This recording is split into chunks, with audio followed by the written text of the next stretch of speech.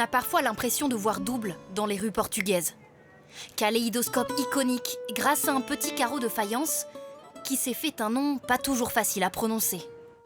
Azulos, azulas, quelque chose. Azulejo? Azulejos. Azulejos, des faïences qui racontent l'histoire du Portugal et font de Lisbonne un musée à ciel ouvert. C'est magnifique.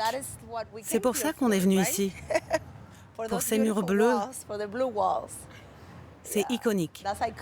On dirait que tout ce qui se ressemble, mais en vérité, les motifs sont tout le temps différents, l'agencement des couleurs aussi. Là, il y a plus de bleu. Enfin, ils ont tous leurs petits trucs qui sont tous uniques. Et ça, c'est vraiment... Moi, j'aime bien, en tout cas. Moi, j'adore. D'ailleurs, j'ai dit que dans notre future maison, ce serait bien d'avoir un mur de faïence comme ça. Ouais. Et ils ne sont pas les seuls à vouloir s'en inspirer. Dans cette boutique spécialisée, ce couple d'Allemands est venu chiner de quoi redécorer leur maison. On rénove notre maison à Madère. On veut la rendre typique du style portugais. Une tradition qui remonte jusqu'au XVIe siècle, à peine croyable pour cette Canadienne.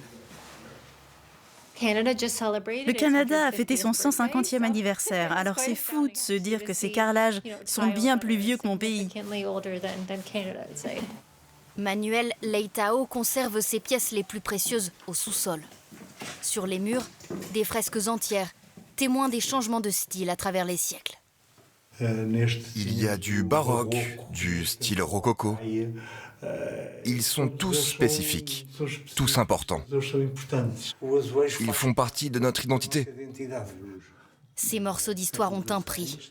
Jusqu'à 300 € le carreau de faïence, un trésor qui attire les trafiquants. À Lisbonne, certaines façades sont visiblement dépouillées. Leurs carreaux ont été pillés par des voleurs qui les revendent aux touristes. Alors, pour s'offrir un souvenir de la capitale, ces visiteurs ont fait un autre choix.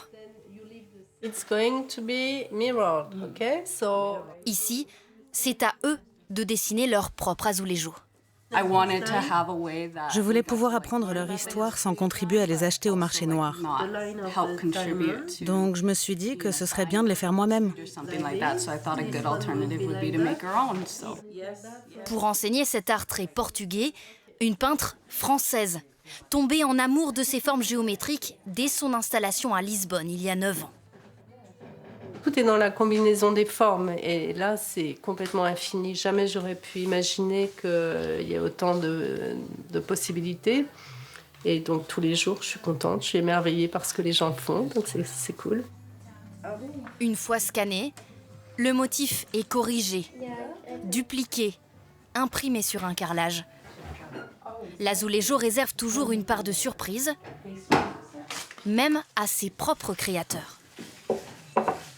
Je n'étais pas sûre de ce que ça allait rendre, je n'arrivais pas à m'imaginer, mais je l'aime beaucoup. Je suis très fière de l'avoir créé.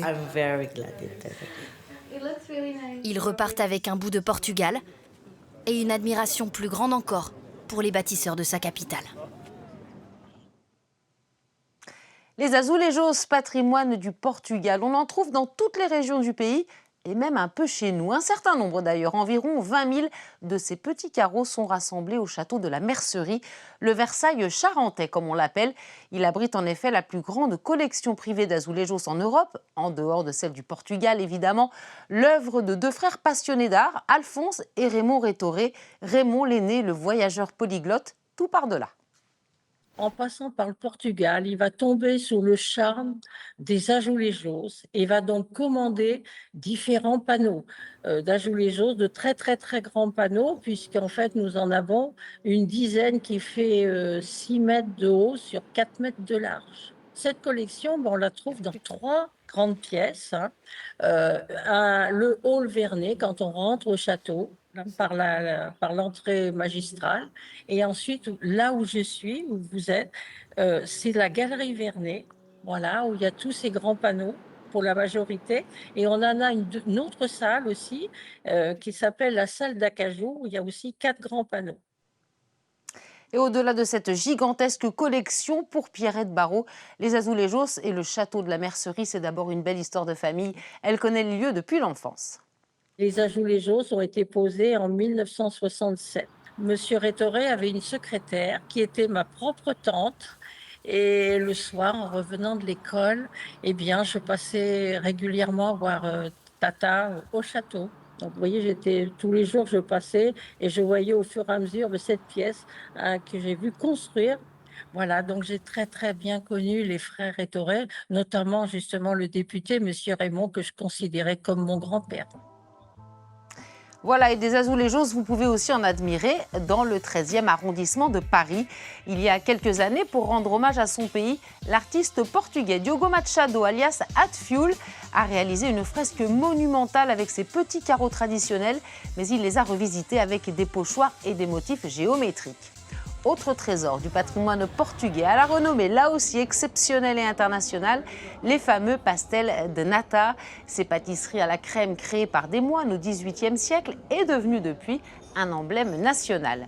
Et puis sur la côte atlantique, il y a cette célèbre cité dressée sur sa colline de granit, une ville connue et réputée dans le monde entier pour le vin qui porte son nom, Porto, qui de ses maisons aux façades colorées à ses ruelles escarpées, en passant par son patrimoine gastronomique, a de nombreux charmes à dévoiler.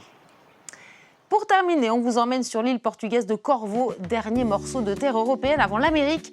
C'est la plus petite des îles de l'archipel des Açores et probablement la plus spectaculaire. Elle attire les randonneurs du monde entier. Belle découverte et très bonne soirée.